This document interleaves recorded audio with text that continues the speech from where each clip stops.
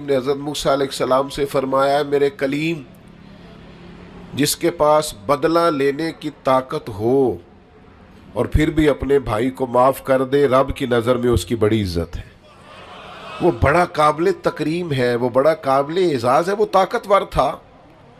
صاحب حیثیت تھا، اینٹ کا جواب پتھر سے دینے کی طاقت رکھتا تھا، وہ تہ و بالا کر سکتا تھا، لیکن کیا کیا اس نے کہ وہ جب قادر آیا، غالب آیا،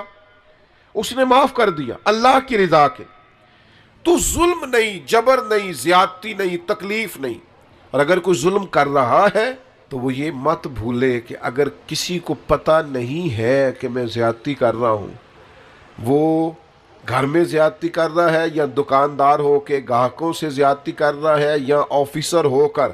اپنے ماتحتوں سے زیادتی کر رہا ہے یا سربراہ ہو کر کسی ادارے کا اس ادارے کے معاملات سے زیادتی کر رہا ہے، استاد ہے تو شاگردوں کے حق میں کسی قسم کی ناانصافی کا مظاہرہ کر رہا ہے، وہ کوئی بھی اگر وہ سمجھتا ہے کہ میں زیادتی کر رہا ہوں، ظلم کر رہا ہوں اور یہ کہ کسی کو پتہ نہیں چل رہا، میری سازش بڑی کامیاب جا رہی ہے اور میں نے آنکھوں میں دھول جھونک رکھا ہے، تو اللہ کا قرآن بولا، فرمایا وَلَا تَحْسَبَنَّ اللَّهَ غَافِلًا عَمَّا يَعْمَلُ الظَّالِمُونَ، فرمایا ہے سننے والے، ہرگز اللہ کو ان کاموں سے بے خبر نہ سمجھنا جو کام ظالم کر رہے ہیں،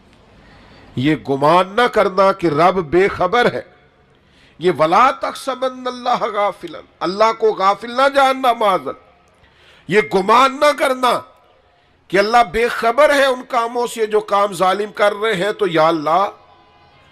اگر تو باخبر ہے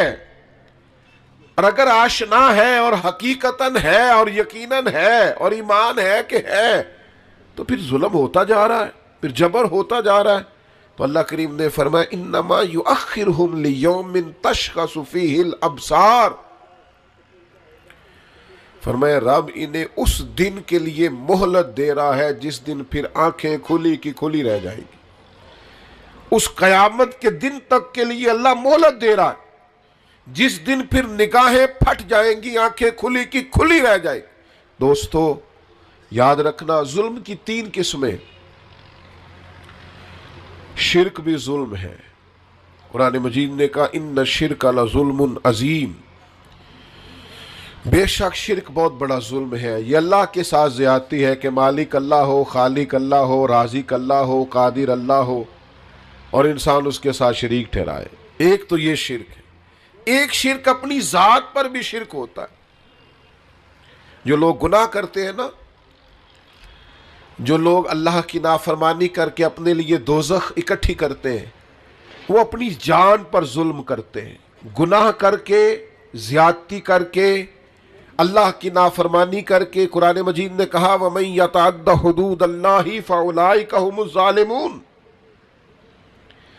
فرمایا وہ جو اللہ کی حدوں کو توڑتے ہیں وہ ظالم ہیں،